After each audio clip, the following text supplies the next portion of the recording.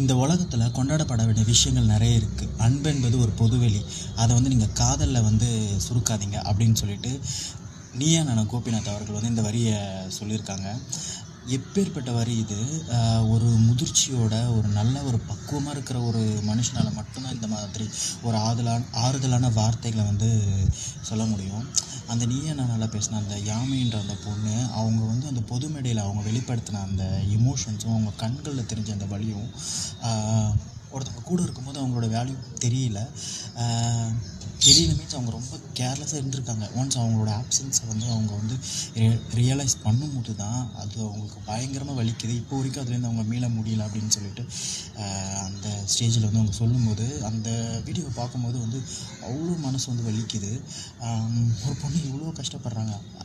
யாமினி மாதிரி இன்னும் நிறைய பேர் இந்த சமூகத்தில் இன்னும் இந்த மாதிரி கஷ்டப்பட்டுட்டு தான் இருக்காங்க.